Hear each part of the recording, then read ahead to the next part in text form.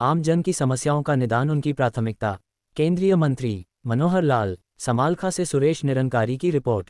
हरियाणा के पूर्व मुख्यमंत्री एवं वर्तमान में केंद्रीय ऊर्जा शहरी एवं आवास मंत्री मनोहर लाल ने कहा है कि उनका पूरा ध्यान आम जन की समस्याओं का निदान करने पर केंद्रित है। वे सभी 9 विधानसभा क्षेत्र में जाकर लोगों का धन्यवाद करेंगे। व जनता दरबार लगाकर उनकी समस्याओं का समाधान करेंगे। इसकी शुरुआत उन्होंने समालखा उपमंडल से शुक्रवार को समाजसेवी विजेंद्र सिंह आटा के कार्यालय पर पहुंचने पर लोगों ने उनका गर्मजोशी के साथ स्वागत किया। उन्होंने लोगों की समस्याओं को सुनते हुए कहा कि समस्याओं का निदान उनकी प्राथमिकता है। समस्याओं के समाधान में वे किसी तरह की कोताही नहीं बरतेंगे। देश की जनता ने तीसरी बार मौका दिया, इसके लिए वह जनता के प्रति आभारी हैं। 1962 के बाद यह मौका आया है जब तीसरी बार नरेंद्र मोदी प्रधानमंत्री बने हैं। देश की जनता ने यह बड़ा कार्य किया है, इसके लिए वे सदैव उनके आभारी रहेंगे। उन्होंने कहा कि जनता अब पूरी तरह से जागरूक हो चुकी है। वह अपना अच्छा बुरा सब जानती पहचानती है। केंद्रीय मंत्री ने लोगों की समस्याओं को सुनते हुए कहा कि उनका समाधान निश्चित रूप से होगा, वो भरोसा रखें। उन्होंने कहा कि जो लोग समस्याएं लेकर उनके पास आएंगे वो निश्चित रूप से उन्हें अधिकारियों तक पहुंचाएंगे व संबंधित विभाग उनका समाधान करेगा। कार्यक्रम में हटवाला के बलबीर सिंह ने केंद्रीय मंत्री के समक्ष अपनी समस्या रखी, जिसका उन्होंने निदान करने का आश्वासन दिया। एक अन्य शिकायतकर्ता वीरेंद्र त्यागी ने सड़क की मरम्मत करने से संबंधित समस्या दी, जिसका उन्होंने समाधान का आश्वासन दिया। कार्यक्रम में चरण सिंह ने खेत में ट्रांसफार्मर लगाने की मांग रखी। इसके अलावा बड़ी संख्या में लोगों ने बिजली, पानी व अन्य रोजमर्रा की समस्याओं को लेकर मंत्री के समक्ष शिकायत रखी। इस मौके पर 150 के करीब लोगों ने अपनी समस्याएं रखी, जिनका मंत्री ने पूरा करने का आश्वासन दिया।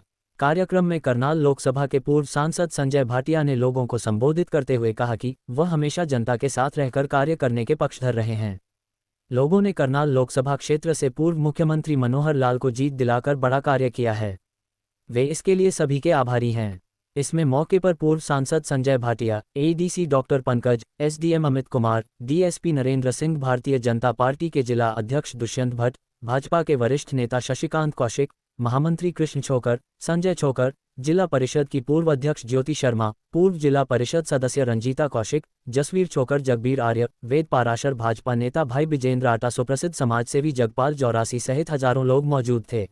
जी का दिल जीता संजय छोकर जी बैठे हैं, शशिकांत कौशिक जी पीछे बैठे हैं, राजेंद्र हल्दाना जी, विजेंद्र आटा जी, राम बतेरी जी, विनोद छोकर जी, कृष्ण जी कल से लगे हुए इस कार्यक्रम की व्यवस्था को देखने के लिए।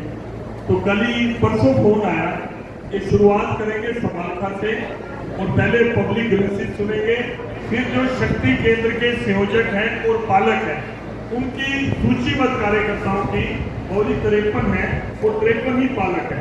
संजय छोकर जी और शशिकांत जी और राजेंद्र हल्दाना जी सब किसी न किसी रूप में पालक के लोग हैं।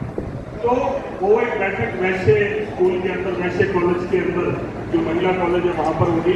मैं आप सबकी तरफ से, क्योंकि आप सब लोगों की जो समस्याएं हैं स्वयं सुनने के लिए और आपने हाथ में करने के लिए आपके बीच में आए हैं, मैं उनका स्वागत भी करता हूँ और धन्यवाद भी करता हूँ। मेरी कम समय में मैंने सूचना देकर आपको बुलवाया है।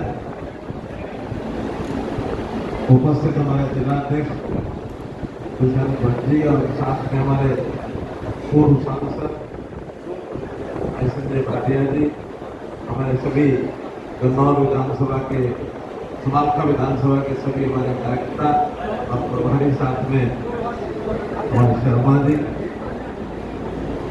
मुझे ज्यादा कुछ नहीं कहना, आपको पूरा घटनाक्रम पता है। लोकसभा का चुनाव देश भर में एक माहौल बना और तीसरी बार नरेंद्र मोदी जी को देश की जनता ने फिर से प्रधानमंत्री इस नाते से कुर्सी पर बैठाया है और एक बहुत बड़ा एक काम देश भर की जनता ने किया है। इसके लिए आप सब बधाई के पात्र हैं, आपका मैं धन्यवाद करता हूं। 1962 में एक समय ऐसा आया था कि जब कोई एक ही व्यक्ति प्रधानमंत्री के रूप में देश की जनता ने तीसरी बार चुना था। 62 के बाद आज 2024 है, 62 साल के बाद फिर से कोई व्यक्ति तीसरी बार प्रधानमंत्री चुना, वो बराबरी होनी चाहिए। बल्कि इसको बराबरी नहीं कहूँगा, उस समय के जो हालात थे कोई चैलेंज नहीं था सामने। एक ही पार्टी थी जो राज करती थी, लगातार वही चुनाव लड़ती थी, जीतती थी। विपक्ष में तो एक इच्छा होती थी, चाहे हमारे भी उस समय के लोग जनसंघ के रूप में काम करते थे और वो कहते थे कि एक मजबूत विपक्ष इस नाते से चुनाव लड़ रहे हैं। राज करने के लिए कोई और पार्टी चुनाव नहीं लड़ती थी, लेकिन अब तो इतना संघर्ष है कि विपक्ष और पक्ष के लोगों की बराबरी सी ऐसी चलती है। बहुत जनता भी जागरूक हो गई है।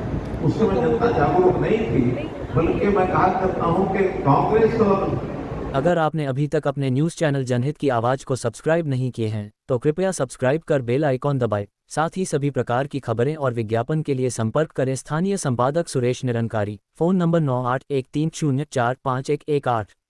जनहित की आवाज़ न्यूज़ चैनल को देखने के लिए आप सभी का धन्यवाद। संपादक लोकेश झा, फ़ोन नंबर 8222903098।